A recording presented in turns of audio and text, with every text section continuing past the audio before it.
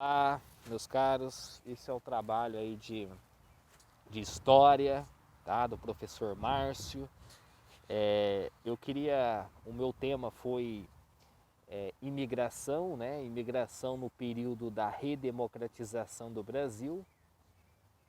E para a gente começar a falar sobre esse tema, primeiramente, na minha visão, eu acho que a gente tinha que começar a entender esse período, né? Qual período foi a redemocratização do Brasil, certo? O período da redemocratização do Brasil, ele foi, ele aconteceu, né?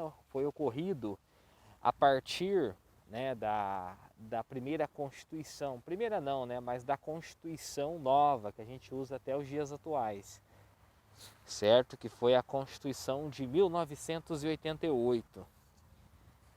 E E a partir desse período, né, como o Brasil ali em 1988 estava já novamente se equilibrando, né, como uma nova democracia, né, um país que tinha acabado de sair de uma ditadura, de um estado de exceção, né, e no governo dos militares eles fizeram altos gastos nas indústrias, no desenvolvimento nacional, tá? E com isso, o Brasil ele vai sair desse período militar com uma dívida altíssima. E essa dívida vai, querendo ou não, vai impactando, né, nesse período aí de 88, né, que dura até os dias atuais, tá? Essa dívida. E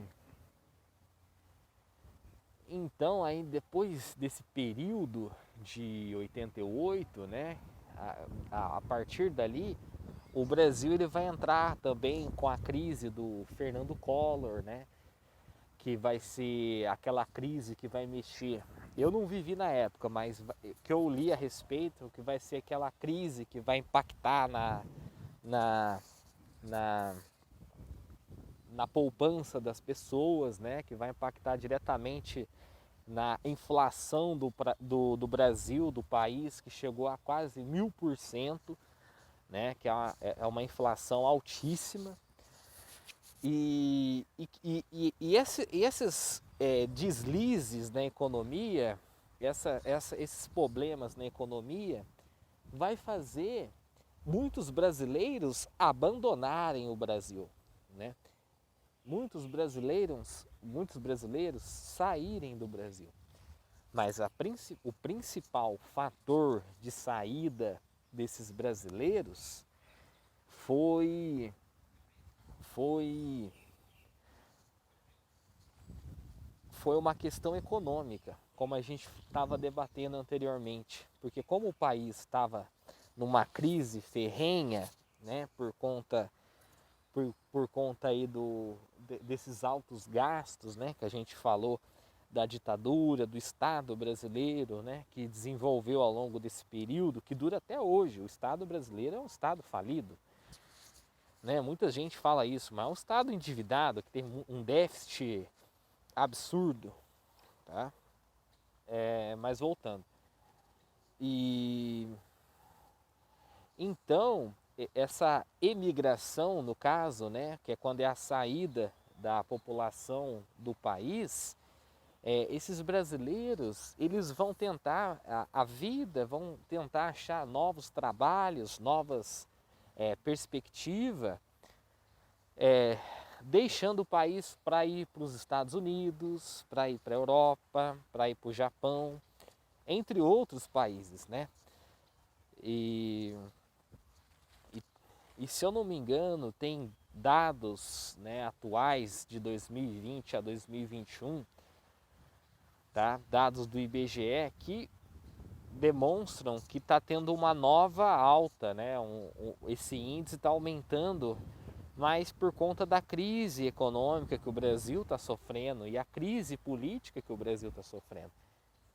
Então, novamente, está aumentando esses índices que, querendo ou não, demonstra a imagem do Brasil perante lá fora, né? Uma imagem que não consegue manter o Brasil como um país que está em desenvolvimento, mas sim que está descendo o desenvolvimento, né? Diminuindo o desenvolvimento da nação. Então, esses movimentos de imigrações que tem essas saídas dos brasileiros, tem também os movimentos, né, de imigração, né?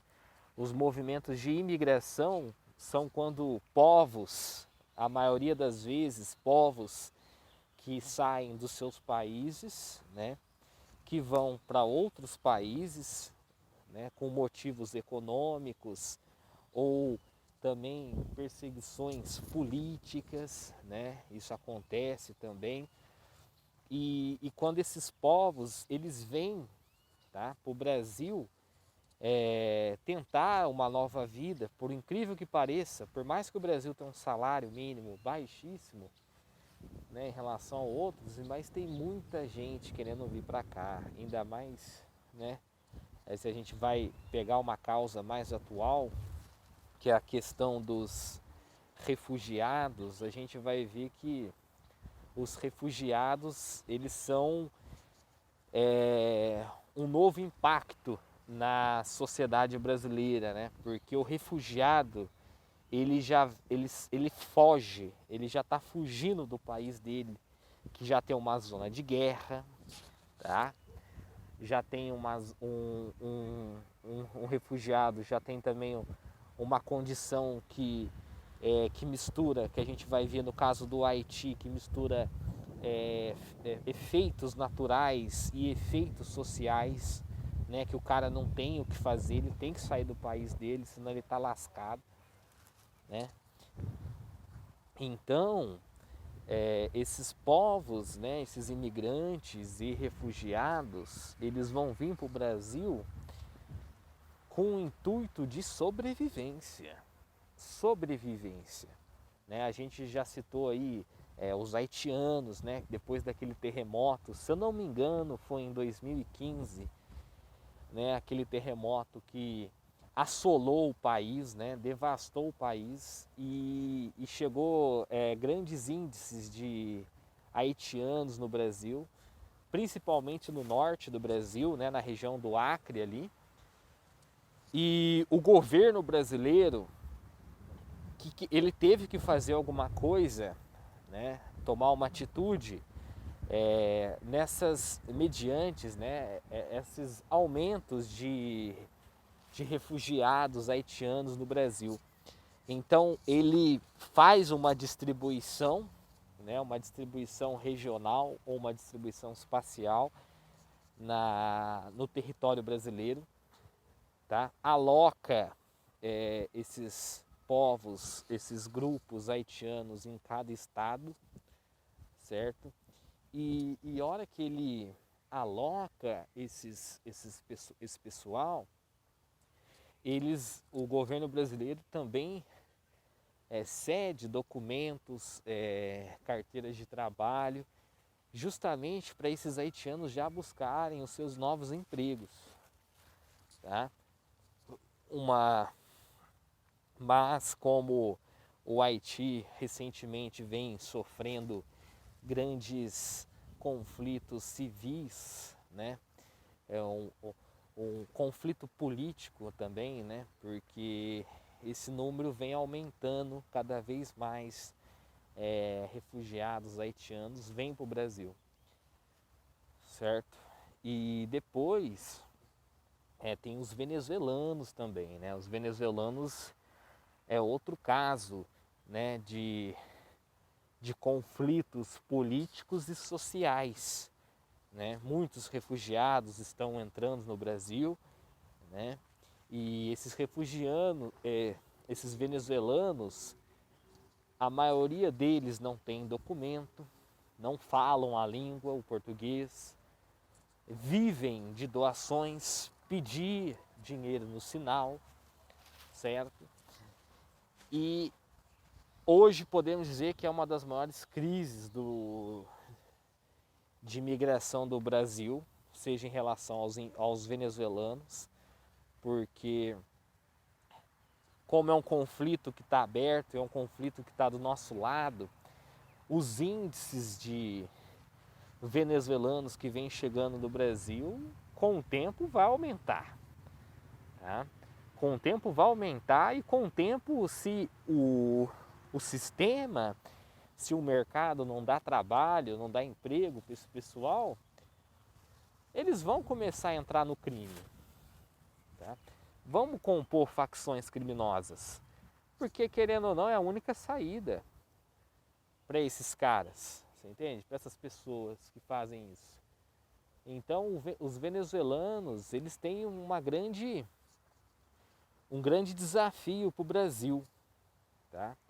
E agora o próximo povos que vêm direto aqui no Brasil, que escolhem o Brasil como destino de novos empregos, novas moradias, são os bolivianos. Né? Como sempre, as imigrações, que nem eu tenha dito, a maioria vem de conflitos, né? Conflitos políticos, sociais, econômicos. Né? A Bolívia é a mesma coisa. A Bolívia é um dos países que tem o menor índice de desenvolvimento humano.